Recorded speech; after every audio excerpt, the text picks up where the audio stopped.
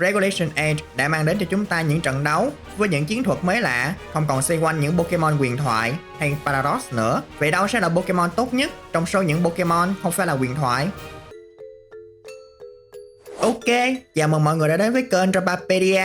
Rất vui khi gặp lại mọi người. Mình là Naito, thực tập sinh nghiên cứu về Pokemon, và đây là cộng sự của mình, Rotom. Hôm nay mình xin gửi đến mọi người video xếp hạng những Pokemon được sử dụng nhiều nhất trong mùa giải Regulation Age. Xin mọi người lưu ý, việc xếp hạng chỉ nằm trong format này chứ không nói lên toàn bộ cục diện VCG hiện nay. Những thông tin sau đây là sự tổng hợp nên không tránh khỏi thiếu sót. Rất mong sẽ được mọi người góp ý ở phần bình luận bên dưới. Đây cũng là lời mời gọi dành cho hơn 88,4% những bạn chưa đăng ký kênh. Hãy nhanh tay đăng ký để không bỏ lỡ những nội dung sắp tới, không làm mất thêm thời gian nữa. Chúng ta hãy cùng vào xem video thôi nào.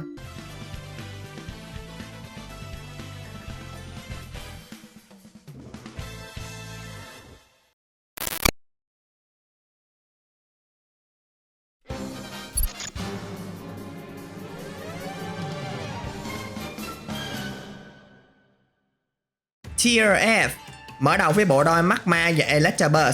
Hai loại Pokemon này được chú ý phần nhiều là vì chúng có thể mang vật phẩm đá tiến hóa, tăng 50% cho hai chỉ số phòng thủ của những Pokemon chưa tiến hóa full cấp. Bộ kiến thức của hai loài này học được cũng đều giống nhau, chủ yếu là xoay quanh việc support phù hợp cho việc bảo kê để đồng đội an toàn, gây sát thương tối đa.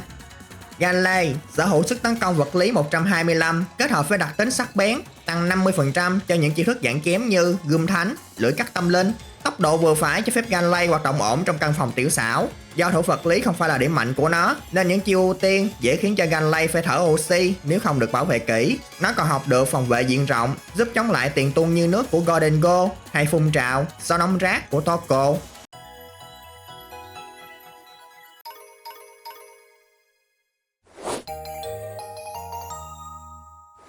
Tier E, Indeedee là một Pokemon đặc biệt khi mà nó có hai dạng giới tính nổi trội ở cả hai vai trò khác nhau. Indeedee cái thiên về hướng support cho đồng đội bằng ngón gọi mời, giúp một tay, thủ vật lý 65, thủ đặc biệt tận 105. Nó đủ trâu để có thể tự bật căn phòng tiểu xảo, hỗ trợ cho Ursaluna và Torkoal, nên mang theo hạt tâm linh tối ưu hóa thêm khả năng chịu đòn, có thể dùng xuất thần đã được bóp sức mạnh trên sân tâm linh. Dù chỉ vừa mới được debut ở thế hệ chính, nhưng Sinistcha đã nhận được sự ưu ái khá nhiều từ người chơi. Đặc tính hiếu khách cho phép Sinistcha lập tức hồi phục cho đồng minh 25% HP ngay khi nó ra sân. Nó còn có thể tự hồi máu cho bản thân và đồng minh bằng giọt sinh mệnh, hút chi bằng phấn chọc giận. Chưa kể vải cải trà ngoài hồi phục HP còn có thể gây bỏng cho đối thủ.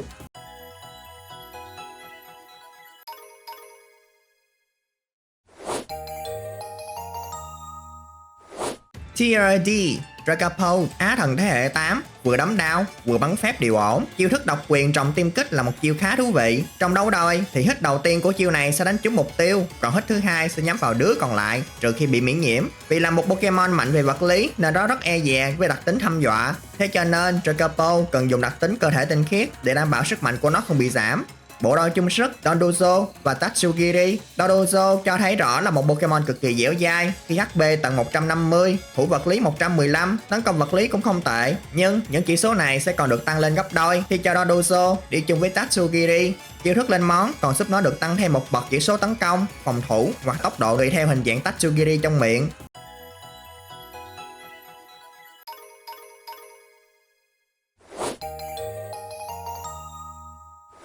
Tier C, như vừa nói về Indeedee cái, giờ chúng ta sẽ nhìn về Indeedee đực. Nếu dạng cái thiên về support, phòng thủ, dạng đực này là thích tấn công hơn, mang ngọc sinh mệnh, khăn hoàng hàng tuyển và tấn công đặc biệt 105, vừa đủ cho khuếch đại chiến lực trên sân tâm linh, gây ra một lượng sát thương cực kỳ lớn. Nhưng nếu trận đấu kéo dài làm mất sân tâm linh hoặc bị đè sân thì nó sẽ trở nên vô dụng. Hisuian Typhlosion, không như Typhlosion dạng thường bị bỏ sót, không ai thèm ngó tới, dạng Hisuian lại có giá hơn trong mắt nhiều đấu thủ. Nhìn chung bộ chỉ số hay chiêu thức mà nó sử dụng cũng không khác gì so với dạng thường, nhưng nhờ vào lợi thế có thêm hệ ma, Hisuian Typhlosion miễn nhiễm được với hai hệ là thường và giác đấu, kháng được thêm hệ độc, đảm bảo nó trụ sân đủ lâu và hỏa thiêu tim đối thủ. Mousehorn, đừng nhìn thấy nó nhỏ mà xem nhẹ sức nặng của nó mang lại mỗi khi ra sân. Kết hợp đặc tính kỹ thuật xa với đeo thấu kính góc rộng, đảm bảo cho nó tung ra 10 hit cháo chắc chút chích, diệt gọn đối thủ chỉ trong một lượt. Ngoài ra nó còn có thể hỗ trợ nữa bằng đặc tính bảo bọc bạn bè, ngón gọi mời và nanh thịnh nộ. Nhưng vì khả năng chống chịu quá kém nên nó ít được xuất hiện. Cây nấm Among Us vẫn sẽ luôn là một Pokemon hệ cỏ ức chế nhất từng được tạo ra với cái HP 114. Nếu muốn hạ gục một con Among Us chỉ trong một đòn gần như là không thể, mà đã không hạ được nó là xác định sẽ bị ru ngủ bằng bào tử nấm. Một chiêu hệ cỏ gây ngủ với độ chính xác tuyệt đối. Hồi máu cho đồng đội bằng viên phấn hoa, hút chi bằng phấn chọc giận sẽ càng khiến đối phương soi máu. Nhưng với sự xuất hiện của Magma và Electabuzz mang đặc tính hưng phấn và sự phổ biến của Tera cỏ đã phần nào kiềm chế được nó. Thêm một cặp đôi sóng thần bảo biển nữa là Talonflame và Kilowattrol. Không như Magma hay Electabuzz có nhiều điểm chung, thì hai con chim này giống nhau nhất là ở việc cực kỳ nhanh. Ưu điểm tốc độ trên 120, giúp cả hai đủ nhanh, bật gió thuận chiều kéo tốc. Còn lại thì tùy vào đội hình, chúng ta lựa chiêu phù hợp cho chúng học.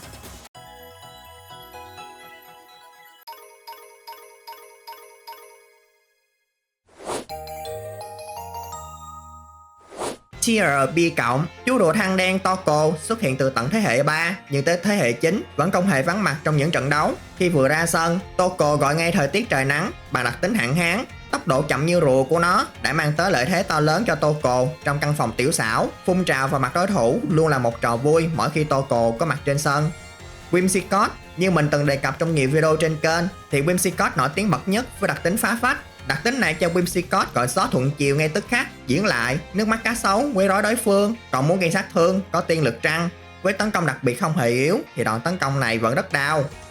Garchomp không như dạng Mega bị tế khi được giới thiệu, Garchomp dạng thường luôn được người chơi đón nhận. Tốc độ đủ để cho Garchomp tấn công trước bằng động đất, dậm trận thượng, bắn vẩy, có lợi thế với lẫn vào cát khi ở trong môi trường bão cát. Cùng với sự xuất hiện phổ biến của Tyranitar, bộ đôi này luôn để lại ấn tượng với những ai đối đầu. Tyranitar, ngoài cái song hệ báo đời ra, Tyranitar vẫn có cho mình những điểm đáng chú ý. Mang sáp xung kích tăng thêm 50% thu đặc biệt cho Tyranitar. Mặc dù không thể dùng những chiêu thức trạng thái, nhưng cũng không có gì quá to tát với Tyranitar khi mà nó chỉ cần đá lỡ, đánh văng. Tera hệ bay là cách xóa bỏ điểm yếu của nó và để đối phó với Among Us và Snizzler. Farigiraf xuất hiện như một cái khiên bảo vệ bản thân và đồng đội khỏi những chiêu thức ưu tiên bằng đặc tính giáp đuôi. Điểm mạnh của Farigiraf nằm ở việc tốc độ của nó đủ thấp để quậy tưng bừng trong căn phòng tiểu xảo với âm cao tầng. Bình xịt họng sẽ là vật phẩm không thể thiếu nếu muốn cho Farigiraf trở thành Dragon Slayer khi Tera hệ tiên.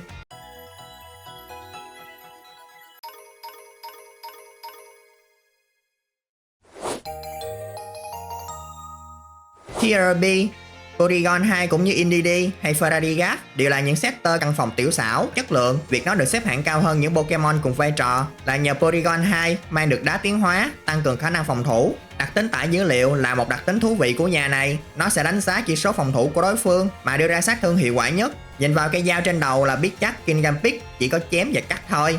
Tốc độ chì không phải là mối lo đối với nó vì nó đã có đánh úp. Kingambit rất thích bị giảm chỉ số tấn công bởi đối thủ để có thể kích hoạt đặc tính hiên ngang, tăng 2 bậc chỉ số tấn công vốn đã cao của mình.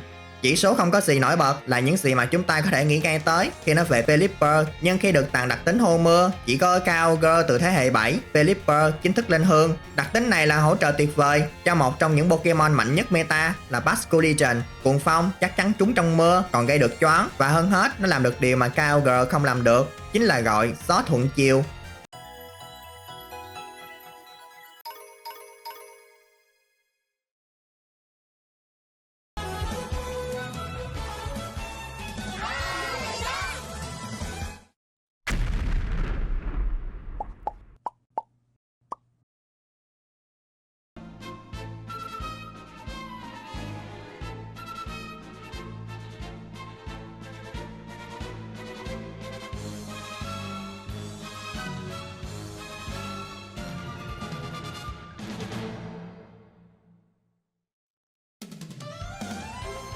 Samurott.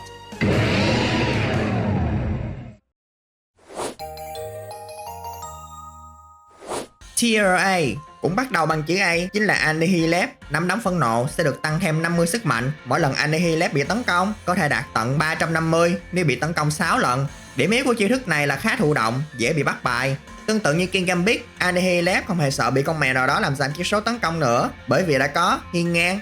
Cho tới giờ, Volcarona vẫn giữ được vị thế của một Pokemon hệ bọ được xem là tốt nhất từ trước tới nay.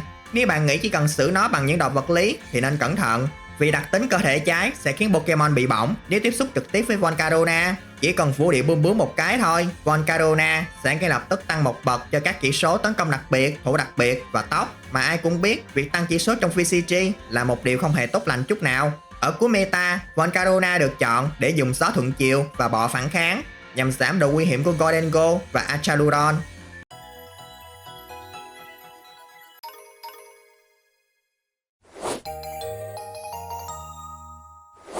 Tier A cộng, Ursaluna tương tự như Indeedee cũng có hai dạng và nổi trội ở hai vai trò. Với Ursaluna dạng thường mang đặc tính ngoan cường nên nó rất thích mang theo ngọc lửa bỏng tự gây bỏng cho bản thân để được tăng thêm 50% vào chỉ số tấn công nhờ hiệu ứng của đặc tính này. Gắn gượng là chiêu thức không thể thiếu với những Pokemon thích chịu đấm ăn sâu như Ursaluna. Cùng với Stab đâm đầu lỡ đất, lượng sát thương gây ra bởi con gấu này là vô cùng kinh khủng. Nhắc về Archaludon là sẽ nghĩ ngay đến đặc tính bền bỉ, nhưng đặc tính được dùng nhiều nhất với cây cầu này lại là cứng cỏi. Nếu không thích cho Archaludon tắm mưa thì nên mang theo thả mộc cường lực khi sử dụng chiêu thức chùm tia súng điện, cũng như sẽ được buff thêm một bậc chỉ số tấn công đặc biệt. Basculegion cũng có hai dạng giới tính, dù vậy dạng đực được ưu ái hơn hết. Tấn công vật lý tận 112 kết hợp với đặc tính thích ứng tăng cường sức mạnh cho các chiêu Stab từ 1.5 lên 2 thì lượng sát thương đầu ra từ những chiêu thức phản lực nước, sóng đập, thậm chí cả bơi lộn vòng cũng đều rất dữ dội. Tảo mộ có thể một hit mọi đối thủ nếu đó là Pokemon cuối cùng còn sống sót trong team.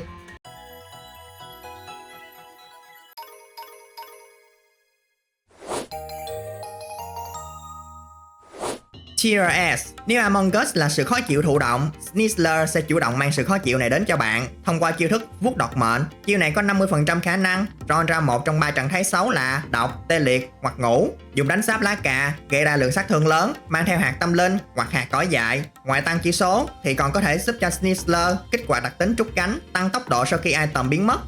Chúng ta sẽ nói về Dragonite dạng thường, chứ khoan hẳn nói về chú rồng béo với lòng nhân từ bao la trong dạng Mega. Đặc tính nhiều lớp vảy biến Dragonite thành một bức tường đúng nghĩa, miễn là HP của nó vẫn còn đầy. Lúc này Dragonite có thể tùy hỷ dùng những đòn như xương đen reset lại toàn bộ chỉ số bị thay đổi, gió thuận chiều đẩy tốc độ, hoặc vừa gây sát thương, vừa tăng tốc độ với bắn vảy.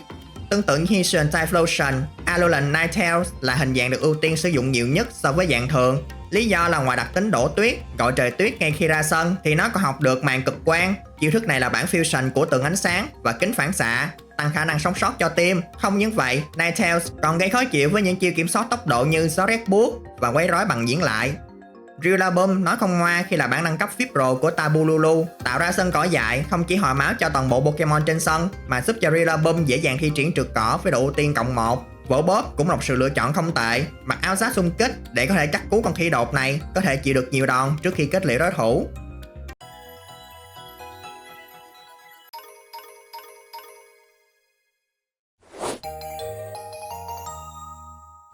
Cuối cùng đã tới tier của những quái thú thật sự. Tier S cộng, Ursaluna Blood Moon khác với dạng thường theo hướng tấn công vật lý. Dạng Blood Moon này mạnh nhất là ở tấn công đặc biệt. Chiêu thức Quyết Nguyệt là một chiêu hệ thường cực mạnh, quy lực 140, đánh trúng 100%. Và nhờ vào đặc tính tâm nhãn, Ursaluna Blood Moon còn bắn bay luôn cả những Pokemon hệ ma bằng chiêu này. Hơn là chiêu thức này không dùng liên tục được, nên trong lúc nạp năng lượng nó có thể tự bảo vệ hoặc tiếp tục gây chiến bằng sức mạnh mặt đất, âm cao tầng. Incineroar chắc chắn không thể thiếu trong cái tier này. Việc nó xuất hiện với vỏ bóp chữ phát cuối đã quá phổ biến.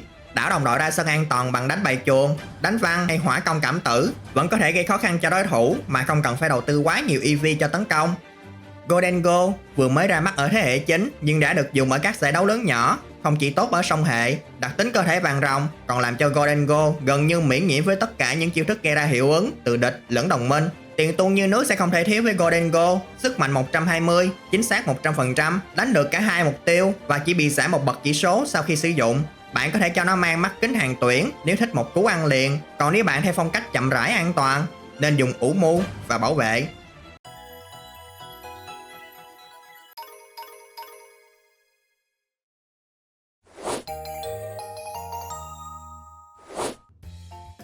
Và đó là bảng xếp hạng những Pokemon được dùng nhiều nhất trong mùa giải Regulation Edge mà mình muốn gửi đến mọi người.